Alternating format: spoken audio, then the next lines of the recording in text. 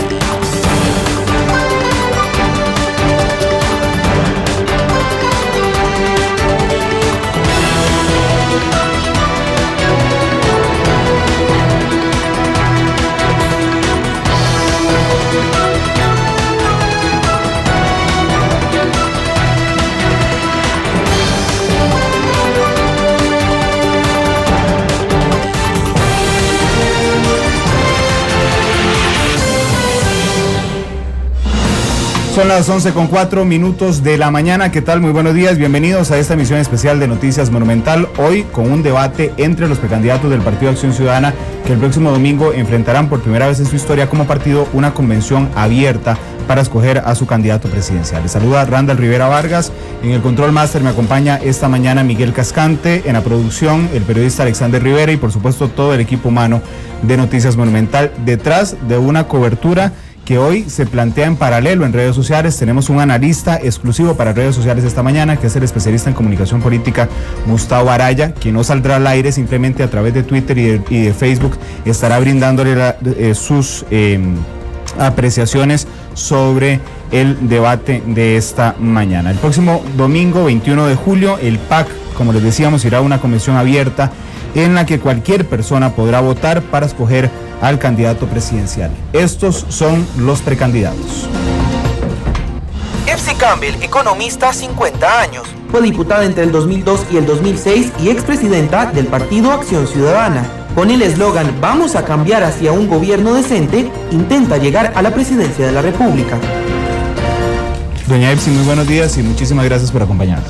Muy buenos días, muchas gracias, contentísima de que podamos compartir en esta maratónica de debate de Monumental. Juan Carlos Mendoza, politólogo, 38 años. Es diputado y fue presidente de la Asamblea Legislativa. Ha acumulado experiencia desde su trabajo en la Defensoría de los Habitantes hasta la presidencia legislativa. Con el mensaje "Hagamos historia", intenta ocupar la silla presidencial. Juan Carlos, muchas gracias por estar aquí, muy buenos días. Muy buenos días, Randall, Epsi, Ronald, Luis Guillermo y todos los radioescuchas de Monumental. Es un placer estar aquí. Ronald Solís, sociólogo, 57 años. Nació en Zarcero en una familia de agricultores. Es cooperativista, empresario y dirigente comunal. Fue diputado entre el 2006 y el 2010. Su eslogan es "El PAC que Costa Rica reclama". Ronald, gracias por estar aquí, bienvenido a estos micrófonos. Muchas gracias, don Randall, y a todos los radioescuchas de Monumental. Es un gusto y muchas gracias por darnos la oportunidad de ayudar a democratizar los procesos de este país. Luis Guillermo Solís, historiador y politólogo, 55 años. Es académico, político y diplomático. También ha desempeñado cargos administrativos en organismos filantrópicos y multilaterales, tanto costarricenses como internacionales. Con el eslogan "Unir para avanzar", quiere llegar a ser el próximo presidente de Costa Rica. Luis Guillermo, muy buenos días, gracias por acompañarnos esta mañana. Muy buenos días a todos los que estamos aquí en cabina y a quienes nos escuchan en todo el país. Un gran gusto de compartir con ustedes nuestras ideas esta mañana. Bien, estos son los precandidatos del PAC. El debate de esta mañana se dividirá en 4 bloques con preguntas. Tendremos uno especial para nuestros oyentes y seguidores en redes sociales. Cada uno de los participantes tendrá 1 minuto para responder las preguntas y cuando suene esta identificación, significa que se les está acabando el tiempo para responder y que por lo tanto el micrófono se desactivará a los pocos segundos. En las redes sociales, como les decía, el analista político Gustavo Araya comenta en tiempo real las opiniones que tienen ustedes sobre las consultas que le estamos haciendo desde la cuenta en Twitter de Monumental CR y en Facebook que se llama Noticias Monumental. Además, y esto le cuento a los oyentes y a ustedes también, estamos montando una tabla donde van a ir apareciendo las respuestas entre sí o no de temas en específico, porque la idea es que al finalizar el debate del día de hoy podamos montar esa tabla en nuestro perfil, en nuestra página web más bien, de aquí al domingo, para que la gente que participe en la convención tenga claro cuál es la posición de cada uno de ustedes en cada uno de los temas que les consultamos. Son las 11:08, iniciamos así con el primer bloque que trata sobre temas económicos y salud. Hemos sorteado de antemano quién iniciará en la ronda de respuestas en cada una de las preguntas, será diferente. La primera pregunta le responde doña Epsi de primero. El 17 de octubre de 2006, el Banco Central de Costa Rica dejó atrás las mini devaluaciones para dar paso a las bandas cambiarias, un sistema de flotación medianamente libre, que sin embargo en los últimos años hay voces que piden liberalizar completamente el tipo de cambio del dólar. Doña Epsi, ¿usted propone continuar con bandas cambiarias o la flotación libre del tipo de cambio y por qué? Bueno, yo creo que se podría continuar con bandas cambiarias siempre y cuando el mercado de las divisas sea mucho más transparente que el que tenemos hasta ahora.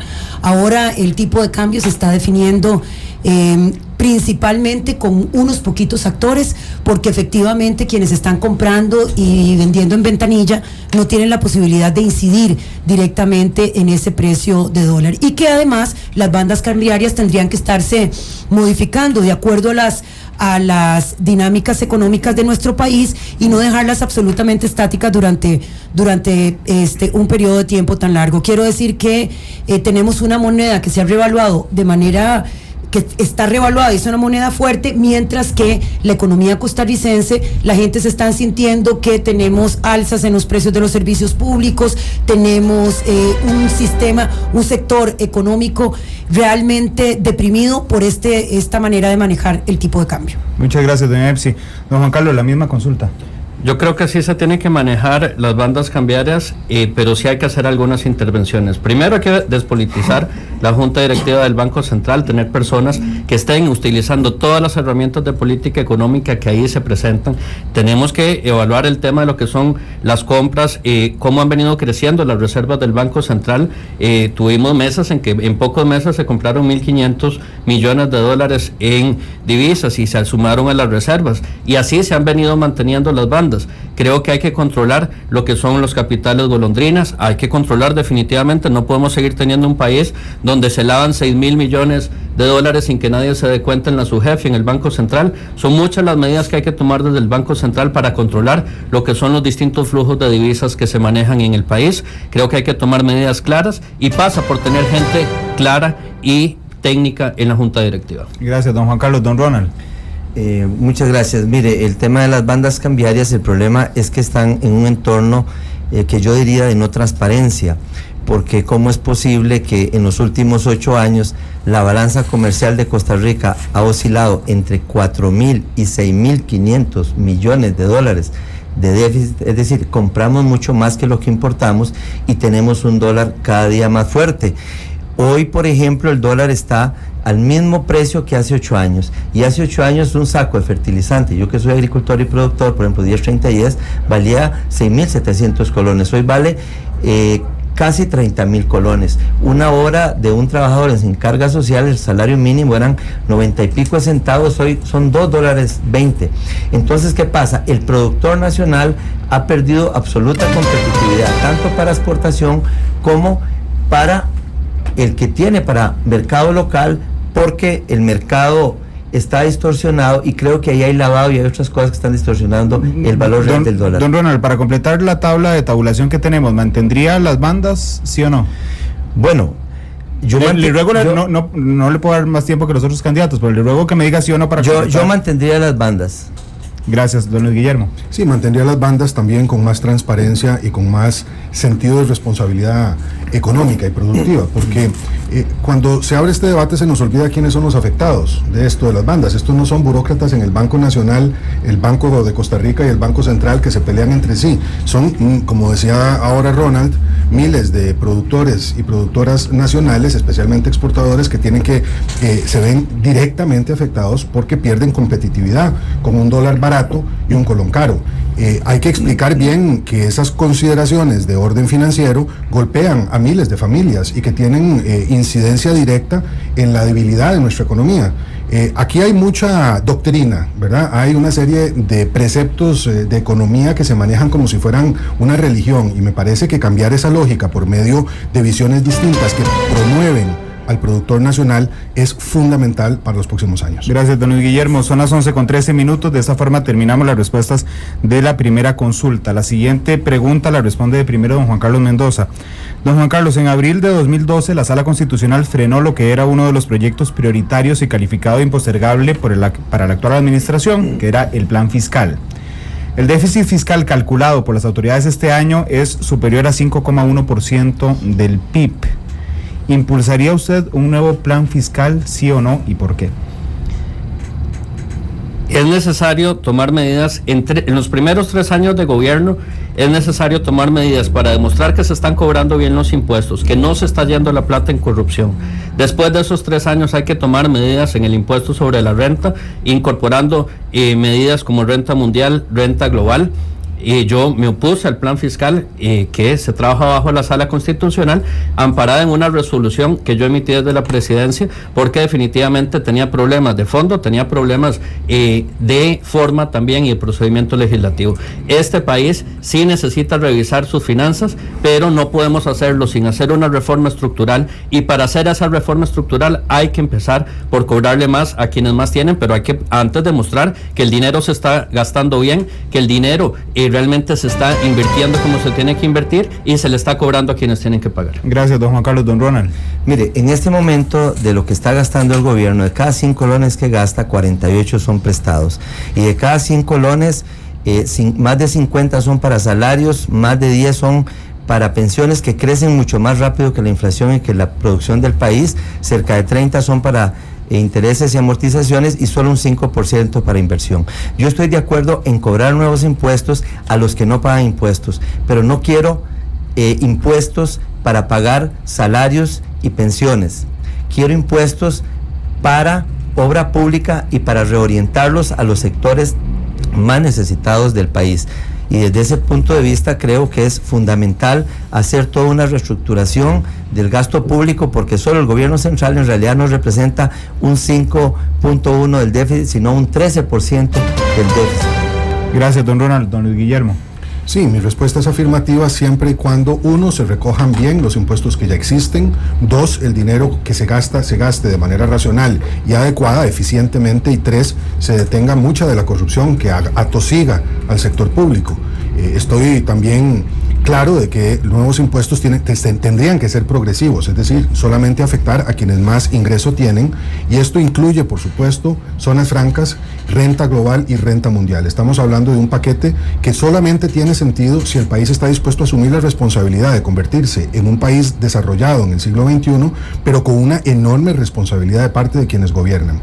No tendría sentido mayor ingreso, que es un mayores impuestos, mayor ingreso tributario, que es un instrumento eficaz y válido para redistribuir la riqueza, si el gobierno no hace primero la tarea que le corresponde, que es administrar con decencia, con prudencia, con inteligencia los recursos de que ya dispone. Don Guillermo, muchas gracias. Doña Epsi. Reforma fiscal, sí, a través de pacto fiscal. Eso quiere decir que los sectores económicos y sociales se sienten con la clase política para resolver cuántos recursos vamos a recaudar, en qué se van a gastar y cuáles son las prioridades para el periodo de tiempo que tenemos. Esto quiere decir que no estamos hablando de reforma tributaria. Hay gente que cuando habla de lo fiscal solo se fija en la parte de los ingresos y no se fija en la parte de los gastos. Una reforma fiscal estructural tendría que tener además un eje central, que es el eje de reactivación económica, que nos permita ir generando más riqueza en una lógica de progresividad. Reforma fiscal progresiva que nos permita mejorar el modelo tributario que tenemos hasta el momento,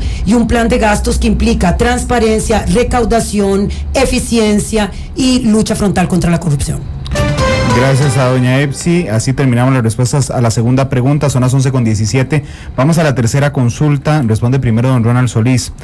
Don Ronald, la Caja Costarricense de Seguro Social está en crisis. La situación es admitida por propios y ajenos, y actualmente el aporte de los costarricenses es del 9% de sus ingresos. Una de las medidas que pusieron sobre la mesa algunos expresidentes de la institución y analistas es aumentar la contribución que se hace y la edad para pensionarse.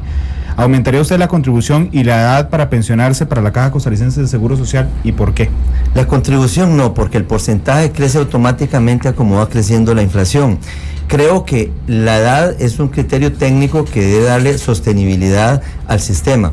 Ahora, yo creo que la Caja hay que hacer todo un replanteamiento, porque en el gobierno de don Oscar se generaron cerca de 12,000 nuevos empleos, de los cuales se dice que menos de 1 de cada 10 fueron enfermeros o enfermeras y médicos, y el resto fueron administrativos. Las filas siguen igual, los problemas de atención médica siguen similares. El año pasado ya la Caja entró en situación de crisis de falta de liquidez para pagar. Creo que hay que hacer grandes cambios, hay que redireccionar el gasto. Las instituciones no fueron creadas para generar empleos, creo que deben ser eficientes, y en ese sentido creo que hay que hacer un planteamiento global que permita volverla más eficiente, tener lo que se necesita y quitar lo que no se necesita. Don Ronald, muchas gracias. Don Luis Guillermo. No, antes de saber qué es lo que está pasando realmente en la Caja, hay una cantidad enorme de estudios, comisiones, propuestas, muchas de las cuales no requieren para ser implementadas y sacar a la Caja de su estado crítico inmediato más que de voluntad política. No hay necesidad de cambiar la ley, no hay necesidad de sacar a montones de gente. Me parece que antes de tomar cualquier decisión que pueda impactar de manera como lo impactarían nuevas cuotas o elevación del número de años en la pensión, tenemos que garantizar que la Caja está funcionando con responsabilidad, que la gente está clara de lo importante que es un sistema de seguridad social universal y solidario como el que tenemos. Preservar la Caja pasa por un análisis a profundidad de lo que está ocurriendo ahí, pasa por consultas con los gremios, con las poblaciones, y pasa por colocar al usuario de la Caja en el centro de la política de la Caja. Esto no es únicamente un tema de institucionalidades, es un tema de personas que son quienes al final de cuentas son la razón de ser de nuestra seguridad social. Gracias, don Luis Guillermo. Doña Epsi. No, necesitamos un plan estratégico para recuperación de la Caja del Seguro Social, y eso implica, entre otras cosas, el tema de inversiones, el tema de recaudación, el tema de prioridades, el expediente electrónico, transparencia en las compras, una visión no tan desarticulada como se ha querido ver. Esto no se trata de medidas aisladas que van a salvar una institución y que nos van a permitir a los costarricenses resguardar uno de los tesoros más importantes, y es el derecho de tener una salud universal. De manera que seguir en la lógica de poner parches y de estar viendo pedacitos de un problema que es muchísimo mayor, de una realidad que es mucho mayor a nivel institucional, no estoy de acuerdo. Creo que definitivamente hay algunas medidas que tenemos que implementar en el plano inmediato que podrían generar eficiencia en la institución y avanzar en decisiones que son de corto, mediano y largo plazo. Gracias, doña Epsi. Don Juan Carlos. No, aumentar las contribuciones pasa muy parecido que a nivel del Estado. No podemos pedirle más a la gente si no estamos demostrando, primero, que se le está cobrando bien a las personas que tienen que pagar. Don Roberto Mora se volvió en el principal cobrador de la Caja, y es necesario que la Caja haga su trabajo y no sean personas de afuera que se los hagan por ellos. Es necesario implementar, yo presenté el proyecto de ley de sostenibilidad financiera de la Caja con medidas muy concretas para poder cobrar efectivamente. Es necesario hacer una revisión financiera de cómo se hacen las inversiones, cómo se están haciendo las compras. No puede seguir la descentralización en las compras de la Caja. Hay que revisar los gastos, hay que revisar cómo se pueden unificar entonces esos gastos y hacer inversiones mucho más inteligentes. Es necesario en general partir y dar caminos hacia un código de seguridad social donde haya reformas integrales a la seguridad social para asegurárnosla en los próximos 40 o 50 años. Gracias, don Juan Carlos. Son las 11:22. Vamos a hacer nuestra primera pausa comercial. Regresamos con el segundo bloque de preguntas aquí en este debate de precandidatos del PAC en Noticias Monumental.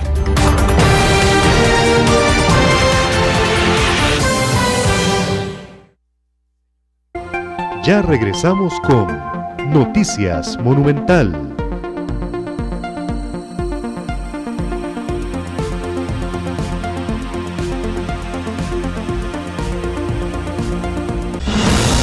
Son las 11:25. Muchas gracias por acompañarnos en este debate de precandidatos del PAC que enfrentarán el próximo domingo la convención abierta para elegir a un candidato presidencial. Vamos con el segundo bloque de temas. El primero en responder en esta ocasión es don Luis Guillermo Solís. Don Luis Guillermo, las parejas homosexuales claman por el reconocimiento de sus derechos humanos, entre ellos la de formar uniones civiles o matrimonios. ¿Promovería usted que las personas homosexuales puedan formar uniones civiles o matrimonios y por qué? Sociedades de convivencia, que es el nombre del proyecto que apoyamos en la Asamblea Legislativa. Cuando se viola un derecho humano, se violan todos. Cuando se nos viola un derecho humano, se nos violan todos. Creo que ese es el principio que ha sido aceptado en las democracias de Occidente, al menos. Y en esa lógica me parece que las personas que tienen una relación de pareja, independientemente del sexo de estas, tienen una serie de derechos que deben ser respetados, especialmente aquellos de naturaleza civil y patrimonial. Yo creo que no corresponde a la tradición costarricense exclusiones que inhiban que una persona, por tener el mismo sexo, no pueda visitar a su pareja en un hospital, que no pueda heredar de la propiedad, que se vea excluido de los temas de intimidad familiar que corresponden a una sociedad democrática, y desde ese punto de vista favorezco que esos derechos sean respetados integralmente. ¿Matrimonio no? Sociedades de convivencia. Uniones civiles, esa ha sido la propuesta del Partido Acción Ciudadana, aprobado por el Congreso Ideológico, y creo que todas las personas que estamos dentro del partido tenemos que ser consecuentes con eso. Esto tiene que ver con el principio de igualdad y no discriminación. En realidad, lo que tenemos que resguardar es que las personas que han decidido incluso un camino, y las propias organizaciones sociales que llevaron a la Asamblea Legislativa un proyecto de ley y varias iniciativas relacionadas con uniones civiles, lo podamos garantizar. Este es un tema que tiene que enmarcarse en un programa mayor, que es un programa nacional de derechos humanos, donde podamos mirar en dónde se le están lastimando los derechos humanos a los diferentes sectores de la población y ser proactivos en términos de buscar soluciones, buscar los recursos del Estado, hacer articular las instituciones, porque hasta el momento los derechos humanos son solamente producto de reclamo y no de promoción y garantía de parte del Poder Ejecutivo. Gracias, doña Epsi. Don Juan Carlos. Yo creo que toda persona que tenga una cédula costarricense tiene que tener los mismos derechos. No se puede establecer ningún tipo de discriminación por ninguna razón. Entonces, yo sí creo que hay que dar pasos, que hay que realmente garantizar que no haya ninguna forma, que no existan ni siquiera diferencias de ningún tipo en los términos. Yo creo que es necesario poder garantizar esa igualdad, y esa igualdad también se expresa en las figuras que se utilizan. Incluyendo el matrimonio. En cualquier figura. Gracias a don Juan Carlos Mendoza. Don Ronald. No, yo no estoy de acuerdo con el matrimonio, porque me parece que el matrimonio tiene una connotación diferente, tiene una connotación moral, religiosa, espiritual, tradicional, etcétera. Me parece que es otra cosa. Sí estoy de acuerdo con los derechos, como se ha mencionado, el derecho a heredar, el derecho a visitar a están enfermos, etcétera.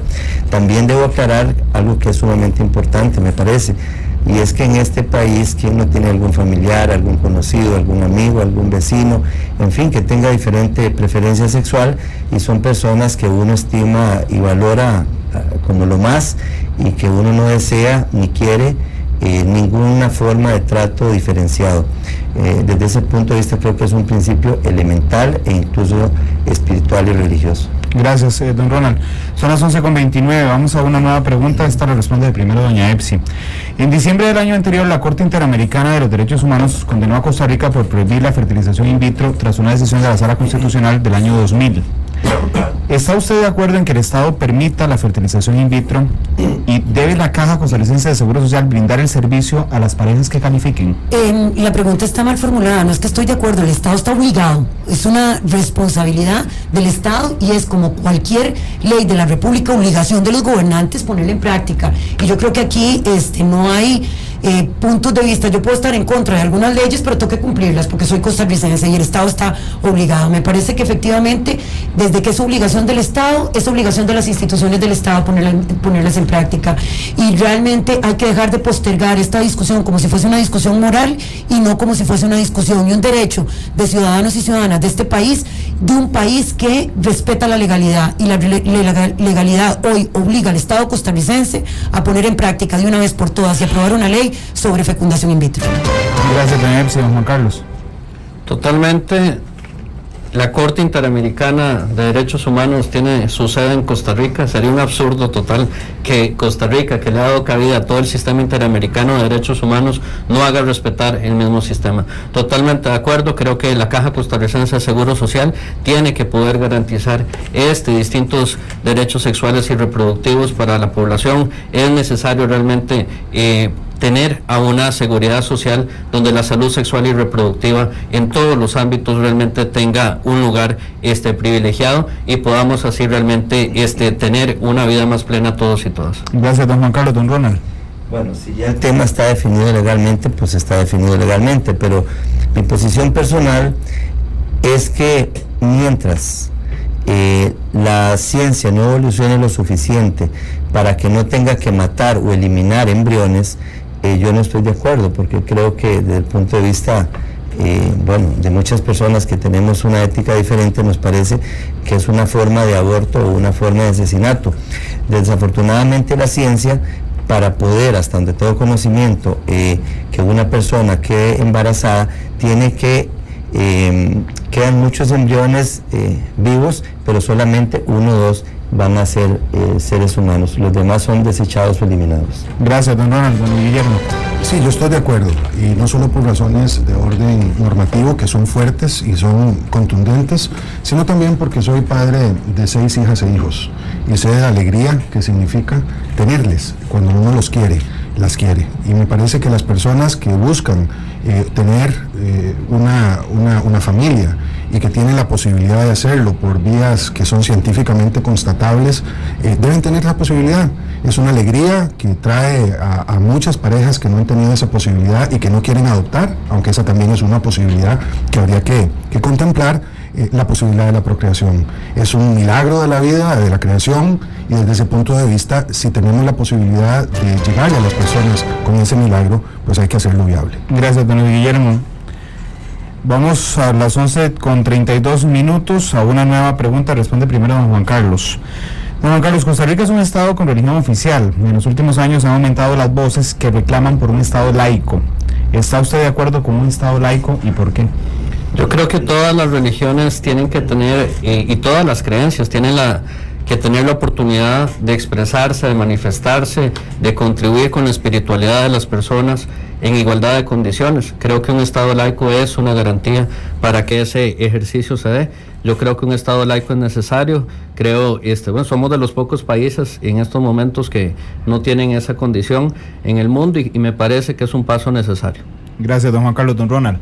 El Estado laico, bueno, es algo que hasta la Iglesia misma lo ha aceptado. Sin embargo, yo creo que es importante hacer del conocimiento de los costarricenses, digamos, el servicio que históricamente le ha dado la Iglesia al Estado, al ser el que lleva el registro de nacimientos, de matrimonios y una serie de cosas que han significado no solo un ahorro administrativo para el Estado, sino también la única forma en que podemos tener la historia genealógica de este país a través de todo lo que la Iglesia fue guardando de padres, hijos, etcétera. Creo que fue un servicio muy importante que debe ser reconocido y que sigue dándolo con costos no agregados al Estado costarricense. ¿Pero Estado laico sí o no? El Estado laico, la Iglesia misma aceptó que no lo considera imprescindible, entonces me parece que no. No. Gracias, don Ronald. Don Luis Guillermo. Sí, estoy a favor del Estado laico. Jesús dice en la palabra que hay que darle a Dios lo que es de Dios, al César lo que es del César. Eso significa la separación. Yo soy católico, me reconozco como tal, pero creo que el Estado debe respetar todas las creencias que viven en su seno. El Estado no puede tener una religión, es una entidad que por naturaleza debe tener una vocación de inclusión. El tiempo de la mayoría absoluta católica en Costa Rica, que fue así durante muchos años, ya no es más. Hay que avanzar hacia una concepción del Estado que sea laico, y eso no significa un Estado sin Dios. Cada persona podrá escuchar al Dios y orar al Dios que considere propio, pero el Estado como entidad política debe ser laico. La naturaleza del Estado debe ser laica y así lo reconoce la propia Iglesia Católica, que se vería más o menos afectada en este caso en Costa Rica. Gracias, don Guillermo. Doña Epsi. Sí, Estado laico. Hay un consenso general, yo creo, de la sociedad costarricense de que debemos de avanzar a un Estado laico. Hay además visiones absolutamente claras de que no hay contradicción incluso entre las relaciones institucionales que puede tener el Estado costarricense con la propia Iglesia Católica y con otras manifestaciones religiosas. Así que yo lo que creo es que aquí lo que tenemos que hacer es agilizar nuestro proceso para concretar una larga discusión que se ha tenido sobre este tema. Eso me parece que es lo que tenemos ahora de cara, pero garantizarle a todas las personas que lo que tenemos que tener es un Estado que proteja a todos los habitantes y a todas las habitantes por igual y que establezca las relaciones diplomáticas como corresponde, las relaciones políticas como corresponde con todos los actores sociales, políticos y económicos con los que debe relacionarse. Así que el Estado laico debe de ser una realidad en el corto plazo en Costa Rica. Gracias, doña Epsi. Son las 11:36. Vamos a hacer una nueva pausa comercial en este debate de precandidatos del PAC. Regresamos con más consultas aquí en Noticias Monumental.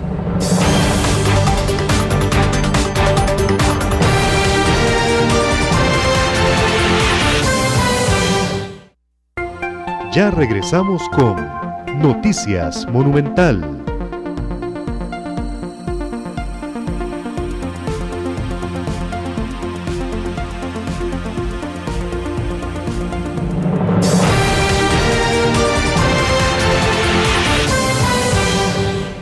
Son las 11:39, regresamos a este debate de precandidatos del PAC. Vamos a aclarar un punto que nos pidió don Ronald, y creo que es por transparencia del ejercicio que estamos haciendo de reflejar el verdadero espíritu. Don Ronald, cuando contesta sobre el Estado laico, argumenta a favor del Estado laico, pero cuando le pregunto directamente para montarlo en la tabla de tabulación que vamos a presentar al final, me dice que no. Bueno, don Ronald se equivocó, y entonces su verdadero espíritu es sí el Estado laico, y por eso lo vamos a corregir en la tabla, y desde Noticias Monumental queremos hacerlo más transparente cuál es la idea de cada uno de los precandidatos en los puntos. Así es que la respuesta de don Ronald en la tabla de tabulación será que sí está de acuerdo con un Estado laico. Vamos a la siguiente ronda de preguntas. Responde primero don Ronald, precisamente. Don Ronald, el reglamento legislativo tiene la posibilidad de que un solo diputado mantenga bloqueada la votación de un proyecto de ley. ¿Promovería usted una norma que obligue al Congreso a votar un proyecto de ley en un tiempo determinado? Mire, yo creo que lo del tiempo determinado es necesario, pero también es necesario que las minorías tengan poder y puedan dar una lucha como se debe, porque mucho de la ingobernabilidad que se ha planteado hasta el momento ha sido por tratar de imponer proyectos de ley que van en contra de la voluntad de las mayorías. Ahora, acordémonos de otra cosa: por lo menos 6 meses al año el Poder Ejecutivo es el que dice qué se ve y qué no se ve, y qué se hace y qué no se hace en la Asamblea Legislativa. Así que y sus diputados generalmente siguen al pie de la letra, y los que ellos logren convencer o negociar siguen al pie de la letra lo que diga el Poder Ejecutivo, aunque sea lo más dañino para la sociedad.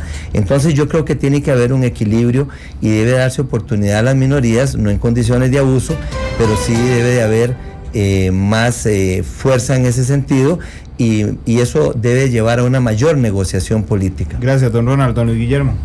Yo voy a citar a Juan Carlos Mendoza en este tema. Yo creo que más que las reformas al reglamento, lo que se necesita es un buen acuerdo político en este país, que se refleje en la Asamblea Legislativa y que se refleje en otros ámbitos de la vida política. El tema de cómo se expresa ese acuerdo político debería de llevar, por supuesto, a tiempos para que, y la respuesta es sí, no voy a evadir eso, pero ese no es el punto. El punto es que no tenemos acuerdos políticos de buena calidad. Aquí hay dos compañeros y una compañera que han sido diputados, sus gestiones trataron de hacer eficiente el trabajo en la Asamblea Legislativa, y en esto Ronald tiene toda la razón. Nosotros necesitamos que las minorías sean respetadas. Eso es una marca de la democracia, esa es la verdadera marca de la democracia, que las mayorías impongan su voluntad. Es casi viene por añadidura, pero en la democracia el verdadero sello está en el respeto a la opinión minoritaria, y eso es lo que hay que salvaguardar en los acuerdos políticos también. Gracias, don Guillermo. Doña Epsi. Definitivamente que sí. Yo creo que hay que permitirle al Parlamento que tome las decisiones cuando hay que tomarlas. Esto no va en contrapelo del derecho democrático de las minorías, y todo lo contrario, pero definitivamente los acuerdos políticos y las discusiones políticas tienen que culminar en una votación, y hay que establecer establecer plazos y procedimientos razonables para escuchar y para que los diferentes actores políticos se manifiesten, pero finalmente hay que tomar decisiones. Y esa es una responsabilidad de la representación. Aquí no nos podemos quitar, y efectivamente hay diputados y diputadas que se han vuelto expertos en que cuando el proyecto no es el proyecto que ellos quieren, utilizan todos los portillos que permite el reglamento legislativo para no permitir la votación. Finalmente todos los parlamentos que toman decisiones establecen plazos y eso no los hace menos democráticos. Gracias, doña Epsi. Don Juan Carlos. El reglamento de la Asamblea Legislativa se ha convertido en la mejor excusa desde el Poder Ejecutivo para su inoperancia y para esa incapacidad de llegar a acuerdos políticos. El reglamento tiene que cambiar en muchos temas, eso no tengo ninguna duda. Tenemos que cambiar toda la lógica del mismo Parlamento. Yo creo que hay que ir dando pasos hacia un sistema parlamentario y eso va a requerir cambios mucho más profundos que simplemente determinar un plazo determinado. Necesitamos un parlamento donde se haga control político efectivo, porque el problema en este país no es la falta de leyes. El problema de este país es que las leyes no se están cumpliendo y a eso es a lo que debemos de enfrentarnos y sobre todo concentrarnos en ese tema. ¿Pero le pondría plazo? Sí, dentro de muchas otras reformas. Lo que me parece es que es una simplificación llevada al máximo el pensar que con ese tema se resuelven los problemas de la democracia. Gracias, don Juan Carlos. Voy a contarle a nuestros amigos tuiteros que sobrepasamos la cantidad de tweets que podemos poner en un número determinado de minutos según Twitter. Entonces van a notar un vacío de 3 minutos mientras nos devuelve Twitter el permiso para volver a tuitear, porque sobrepasamos la cantidad de tweets. Más o menos, así vamos. Son las 11:44. Vamos a una nueva pregunta. Esta le responde primero don Luis Guillermo. Los proyectos de concesión como el aeropuerto Juan Santa María, la ruta 27 o la carretera San José-San Ramón han estado en el ojo del huracán durante la última década prácticamente. ¿Apoya usted, don Luis Guillermo, el modelo de concesión de obra pública? Así como está, no, pero no descarto a la concesión como un instrumento válido si se manejara con otra lógica, con mayor transparencia en proyectos que verdaderamente lo ameriten y atendiendo, por supuesto, un plan de desarrollo que el país tenga. El problema con la concesión es que estas concesiones, con la actual ley, se han convertido en el reino del desorden y de la corrupción, y no ha habido una sola concesión que funcione bien y que satisfaga a los usuarios, y tampoco que refleje unas prioridades establecidas en el país de manera ordenada y planificada. La concesión funciona perfectamente en otros lugares, y desde ese punto de vista, a mí me parece que podemos utilizarla con otra lógica y con mayor claridad, con mayor transparencia. Gracias, don Guillermo. Doña Epsi. Desacuerdo con las concesiones corruptas. Máxima utilización en los casos que amerite un proceso de concesión de obra pública cuando el Estado no tenga capacidad de ejecutar las obras ni el financiamiento necesario. Creo que los ejemplos que se han dado son excelentes ejemplos para decir cuándo no hacer una concesión y cuándo una concesión está en detrimento de los intereses de las mayorías y del bien común. En este país se utilizó la concesión como un mecanismo para enriquecer a unos pocos, para garantizar que el Estado se convirtiera en el instrumento más ineficiente y para que desde el gobierno se defiendan los intereses privados. Esta herramienta, como otras tantas, tienen que ser utilizadas desde una perspectiva de gobierno decente para mejorar las condiciones de vida de la mayoría de los costarricenses. Gracias, doña Epsi. Don Juan Carlos. En mi gobierno no vamos a utilizar la figura de la concesión, vamos a reestructurar el MOP, vamos a darle funciones de rectoría y fiscalización, a cerrar el CONAVI y los distintos consejos que están en el MOP, a crear un Instituto Nacional de Infraestructura Pública que, como una institución autónoma despolitizada, genere una planificación de mediano y largo plazo donde podamos hacer todas las obras de infraestructura que este país requiere. En un futuro yo no descarto que se pueda, con una ley totalmente distinta, utilizar la figura, pero este no es el momento para priorizarla. Llevamos 30 años de rezago y es necesario tomar medidas muy claras, muy concretas para tener escuelas y colegios, hospitales, cárceles y carreteras en buen estado. Y es mucho lo que hay que hacer y por eso tenemos que hacerlo, iniciar con mucha fuerza en este periodo corto. Gracias, don Juan Carlos. Don Ronald. Mire, yo voté en contra de la actual ley de concesión de obra pública, fue uno de los pocos diputados que lo hice, y me parece que pues esa ley lo que hizo fue agravar y hoy está demostrando que tuvimos razón. La verdad es que lo que se ha concesionado en este país ha sido un verdadero desastre en cuanto a tarifas, en cuanto a confianza, de transparencia y todo lo demás. O sea, bajo ese modelo, por supuesto, cero. Pero sí con el concepto de concesión de obra pública, estoy de acuerdo en dos circunstancias. Una, cuando por ejemplo una empresa extranjera venga con capital, con riesgo y con conocimiento a hacer por ejemplo un metro en el área metropolitana, que ponga todos los riesgos y nada al país. O también en algunos casos como una forma, porque muchas de las concesiones son monopólicas, sería una gran alternativa para invertir, por ejemplo, recursos de pensiones y que los pensionados, que todos somos costarricenses, podamos tener un retorno un poquito mejor, o sea, que las concesiones sean de los costarricenses. Muchas gracias, para no ser desigual con el tiempo. Son las 11:48, vamos a hacer la última pausa comercial, regresamos con el bloque de preguntas de redes sociales y una pregunta en particular que hemos elaborado para cada uno de ustedes.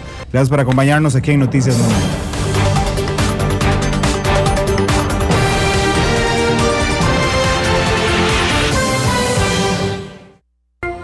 Ya regresamos con Noticias Monumental.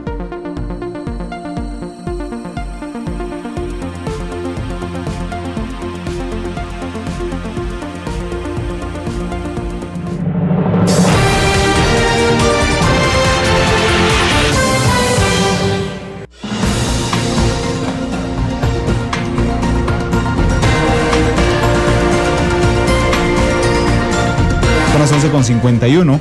Gracias por acompañarnos en este debate de precandidatos del PAC. Hay decenas de preguntas en redes sociales que evidentemente hay unas muy específicas, hay otras muy generales, pero vamos a agradecer y les agradecemos de hecho los buenos comentarios que están haciendo sobre la escogencia de preguntas en lo que duramos bastante rato para escoger porque hay temas muy amplios. Y queda pendiente una pregunta general que le voy a pedir a doña Epsi que conteste primero. El expresidente Miguel Ángel Rodríguez, la semana pasada en estos micrófonos, dio unas declaraciones que generaron mucha réplica porque dijo él que era necesaria la reelección presidencial continua por un solo periodo para que permitiera a un buen mandatario seguir realizando su labor y darle fin a sus proyectos. ¿Estaría usted de acuerdo con la reelección presidencial continua, doña Epsi? Yo creo que tenemos que hacer una reforma total del Estado. Esas cosas cuando se miran separadamente, entonces no se pueden analizar.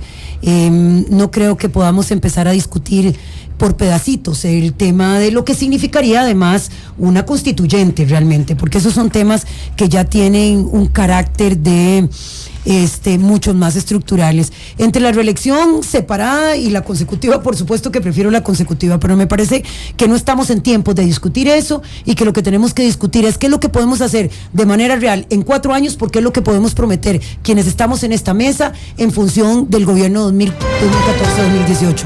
No dispersarnos en temas que definitivamente no son los que van a ser prioritarios. Gracias, doña Epsi. Don Juan Carlos. Yo no estoy de acuerdo. De hecho, yo presenté junto con muchos diputados y diputadas una reforma constitucional para impedir del todo la reelección presidencial. Yo creo que este país está lleno de gente buena que puede ir asumiendo y que debe ir asumiendo un papel político más protagónico. Dentro de este país pueden surgir muchos y muchas presidentes. Y creo que es necesario realmente, más bien, eso sí, si hacemos un cambio hacia un sistema parlamentario, evidentemente en un sistema parlamentario las distintas alianzas que se dan, que son más propias de un sistema multipartidista, pueden entonces ir generando una continuidad, pero estamos hablando de otro sistema político ahí, y eso sería una discusión mucho más profunda que hay que dar. Gracias, don Juan Carlos. Don Ronald.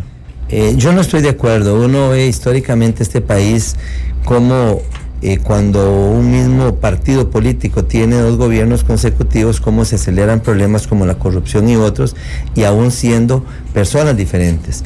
Pero de todos modos yo pienso que aquí también se debe fortalecer y los partidos deben ser más coherentes y pensar más a largo plazo, porque la verdad es que 2 personas de un mismo partido que queden en forma continua deberían de seguir fundamentalmente haciendo un gobierno continuo y no cortar uno como si uno fuera una cosa y otro fuera otra cosa. O sea, yo creo que la ideología, la filosofía de los partidos es la que debe de funcionar como una continuidad más que las personas. Gracias, don Ronald. Don Luis Guillermo. Yo sí estoy de acuerdo, creo que estamos en el peor de los mundos hoy con una reelección que no se produce consecutivamente. Entonces, un buen gobierno que lleva fuerza, se la quita la ley para que después reemerja 2 periodos después con condiciones en el país que son completamente diferentes a las que tenía cuando pudo haber trabajado bien. Pero el debate trasciende mucho eso.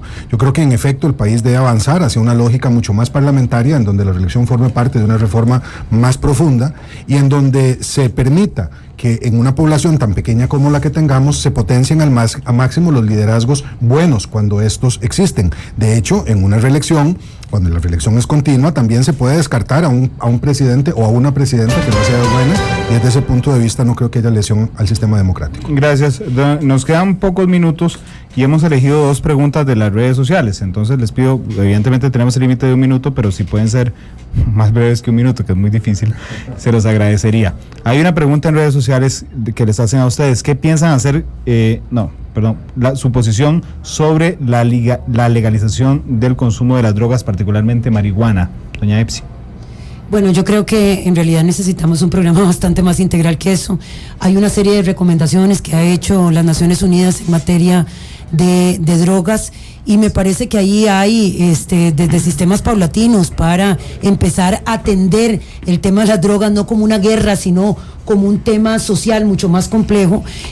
Sería el camino. Me parece que estamos ya en un debate en el cual, digamos, que las drogas más blandas puedan ser legalizadas, pero en este momento yo lo vería más como una lógica de abordar todo el tema de manera conjunta para poder avanzar. Como medida del Poder Ejecutivo, pues por supuesto que no, en este momento no creo que podríamos avanzar en ese sentido, pero sí me parece que como plan nacional habría que mirar todas las opciones que se plantean. Don Guillermo. No, en este momento necesitamos estudiar más el tema de las implicaciones que tiene en materia, por ejemplo, de atención en la seguridad social para las personas adictas que podrían resultar de un proceso de legalización. Sí hay que analizar mucho, el tema debe ser traído a la luz, tenemos que analizar las experiencias que han tenido otros países en donde la legalización ya ha tenido lugar. Creo también en la prevención, los programas de prevención tienen que anteceder en mucho el tema de la legalización. También siento que tenemos que descriminalizar la persecución que se hace de muchas personas adictas y más bien ayudar para que su situación sea atendida adecuadamente. Pero el debate sobre drogas, las llamadas drogas suaves y las que no lo son tanto, pasan por personas, y yo quisiera tener claridad de los efectos en las personas antes de resolver en definitiva este asunto. Gracias, don Guillermo. Juan Carlos. La llamada guerra contra las drogas ha sido un fracaso total. En México ha dejado más de 30,000 muertos. Realmente hay que analizar otras opciones. Lo cierto del caso en este tema es que hay que verlo y analizarlo desde la salud pública y analizar cómo se está atendiendo la adicción y cómo se está combatiendo el narcotráfico efectivamente. Yo creo que el narcotráfico, por ejemplo, hay que controlarlo financieramente, no se está haciendo en este país, eso sí hay que hacerlo definitivamente. La discusión sobre una legalización no se puede dar solo en un país, tiene que ser un tema continental, tiene que ser un tema donde se involucren a muchos países, y creo que Costa Rica debe estar anuente a dar el debate en los foros internacionales y a valorar opciones que involucren a toda la región. Gracias, don Juan Carlos. Don Ronald. Yo no estoy de acuerdo, porque creo que de las drogas suaves se pasa a las drogas fuertes. El problema también es que en Costa Rica esto ha crecido porque somos parte del camino de la droga hacia los países desarrollados, que son los grandes consumidores. Entonces ahí hay una grandísima responsabilidad de estos países en el agravamiento de esa situación en nuestros países, porque involucran a la gente y la meten en el negocio, a veces por bien y a veces por mal, a la fuerza. También yo creo que hay que fortalecer muchísimo los valores, el desarrollo de los valores, de los principios, de la autoestima, de la seguridad en sí mismo, etcétera, para crear un ser humano integral que entienda que no necesita muletas para salir adelante en la vida, y que Dios le ha dado y la vida le ha dado suficientes fortalezas, suficientes habilidades y destrezas como para poder salir adelante y realizarse en la vida sin necesidad de acudir a nada artificial. Gracias, don Ronald. Bueno, se nos cumplió el tiempo, pero nuestros compañeros de Deportes Monumental nos dieron 10 minutos más de plazo para hacer las preguntas que entre la sala de redacción de Noticias Monumental hemos elaborado para ustedes. Vamos a empezar con don Juan Carlos. Don Juan Carlos, evidentemente usted cree que usted es el mejor precandidato del PAC, pero si usted no estuviera en la lucha por la candidatura, ¿por cuál de sus compañeros votaría? Y le ruego que me responda con un nombre. Yo creo, vamos a ver, mi compromiso es total y absoluto para apoyar a Luis Guillermo Solís, a Epsi Campbell, a Ronald Solís, y cualquiera de ellos resulta el candidato ganador. Ese es un compromiso, pero ¿cuál le parece? Me parece que es en estos momentos la convención del Partido de Acción Ciudadana y toda la ciudadanía que está invitada a votar este 21 de julio, quienes van a tomar esa decisión. Yo voy a respetar esa decisión y creo que me va a favorecer a mí, pero obviamente si no fuera así, está ese compromiso democrático que creo que todos tenemos que asumir para apoyar a la persona que resulte ganadora. Y no nos dio el nombre, don Juan Carlos. Son las 12 en punto. Don Ronald, su nombre no aparece en la última encuesta de Unimer para el diario La Nación en intención de voto. ¿Es su precandidatura una opción de conseguir una cuota de poder para exigirle al candidato que gane y colocarlo en una diputación? A mí no me interesa diputaciones porque yo lo que estoy planteando solo se puede resolver desde la presidencia de la República. Yo me inicié hace muy poco en este tema, hace 2-3 meses.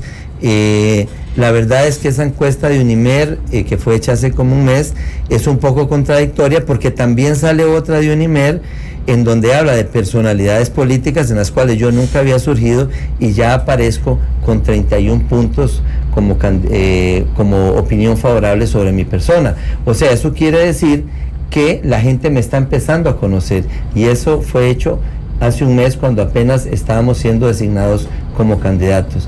Y en lo que he recorrido en el campo y en la ciudad y en los programas, siento que el planteamiento mío tiene una gran receptividad y creo que estoy interpretando las necesidades de los costarricenses, y por eso seguiré adelante. Gracias, don Ronald.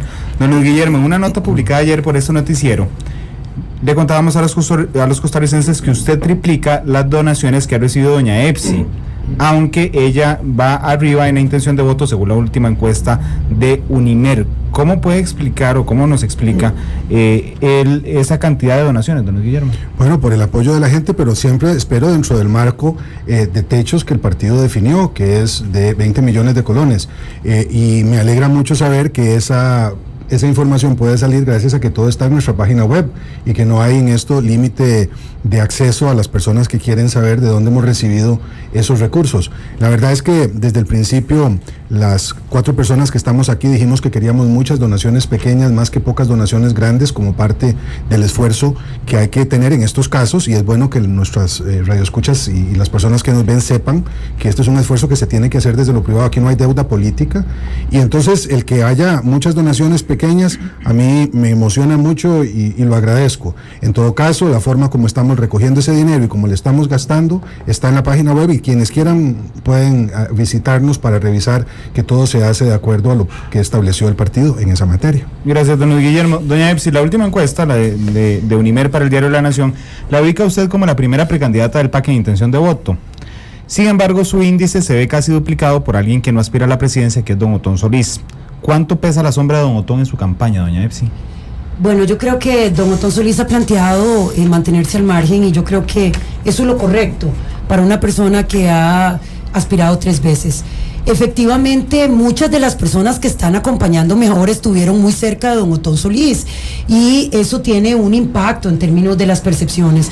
Yo, más que una sombra, lo que entiendo es que nosotros tenemos el gran desafío de darle lugar al que tiene que tener don Otón Solís en el proceso de relanzamiento de nuestro partido, y entender que tengo una inmensa responsabilidad, y esa responsabilidad es convertirme en una candidata, ya no precandidata, una vez que terminemos este proceso, que es lo que espero, y aprovecho para pedir el voto de los y las costarricenses, que permita relanzar el partido y darle el lugar a todas las personas que deben de tenerlo, y en eso un lugar que es estratégico a nuestro líder fundador y quien ha sido el ideólogo del PAC. Gracias, doña Epsi, gracias a todos que nos acompañaron en este debate de precandidatos del PAC. Tenemos 30 segundos para que brinden un último mensaje para llamar a la gente a votar en la primera convención abierta del PAC. Lo vamos a hacer por orden alfabético, esta no la habíamos sorteado, así que doña Epsi. Bueno, yo soy la primera y espero que se mantenga esa tónica. Empecé de primera y termino en la primera ronda. Primero, llamar a la gente a votar. Esto es una fiesta, esta es una posibilidad extraordinaria de elegir una candidatura que le devuelva la esperanza y la certeza de futuro a nuestro país. Llamarlos a votar el 21 de 8 a 5 de la tarde, voten en la casilla número 1. Estamos relanzando el partido y lo vamos a hacer con el entusiasmo y la alegría que implica construir un país y un gobierno decente a partir de mayo del 2014. Gracias, doña Epsi. Don Juan Carlos. Estamos haciendo historia y queremos que ustedes hagan historia en este proceso, uniéndose a participar no solo este 21 de julio de 8 de la mañana a 5 de la tarde, pueden ver dónde les toca votar en mendoza.cr/barra convención. Es necesario realmente involucrar a las personas en la política activa, en la política donde dejemos de dejarle esa cancha libre a los políticos de siempre y asumamos como ciudadanía la historia de este país. Costa Rica vale la pena y podemos sacarla adelante con su participación, con su entrega, con su energía, con las ganas de sacar este país como Costa Rica y como los costarricenses nos lo merecemos. Salí a votar este 21 de julio por Juan Carlos Mendoza. Gracias, don Juan Carlos. Don Luis Guillermo. Costa Rica está secuestrada por la corrupción, por los privilegios, por las argollas y tenemos que rescatarla, y el rescate de Costa Rica empieza el próximo 21 de julio votando en la convención del PAC. Esta es una invitación muy fraterna, muy cariñosa para que quienes nos escuchan, quienes nos miran, participen en esta primera experiencia abierta del Partido Acción Ciudadana. Epsi ha dicho que el bien común debe estar en el corazón de la política nacional. Yo creo en eso. La política decente que ella proclama y que todos en el PAC asumimos como propia es la razón por la cual tenemos que participar. Queremos un país en donde las personas disfrutemos de una democracia de buena calidad. Y el 21 de julio, voten por el pelón, esa es la consigna, el de menos pelo, en la casilla número 4, Luis Guillermo Solís. Gracias, don Luis Guillermo. Don Ronald. Muchas gracias. Mire, yo quiero invitar a todos los costarricenses, decirles que hicimos una convención abierta bajo el padrón del Tribunal Supremo de Elecciones. Eso quiere decir que cualquier persona en el país puede votar y con solo su cédula de identidad puede ir a votar, no tiene que ir a ningún lugar, hacer ninguna adhesión ni nada. A la hora de votar tiene que firmar porque es un requisito del tribunal. El tribunal asume que los que van a votar a una convención y firman, pues se supone que son de ese partido, pero no hay que hacer ningún trámite adicional, el voto es secreto y además esto no amarra nada a nadie, como sucede en cualquier votación. La democracia permite que las personas puedan brincar de un lado a otro, así que los invitamos a que vengan a la acera del PAC a apoyarnos. Creemos ser la alternativa y les pido que voten en la casilla número 3 que dice Ronald Francisco Solís Bolaños, y como somos dos Solís, pues les digo que voten por el Solís que no es calvo, el Solís que tiene pelo. Gracias, don Ronald. Gracias a cada uno de ustedes por acompañarnos el día de hoy. Gracias a nuestros oyentes, a nuestros seguidores en redes sociales. En minutos tendremos la tabulación de las respuestas. Esta tarde, minuto a minuto, el análisis con especialistas de este debate y por supuesto la mejor cobertura el próximo domingo de la primera convención abierta en la historia del PAC. Feliz tarde y gracias por estar con nosotros.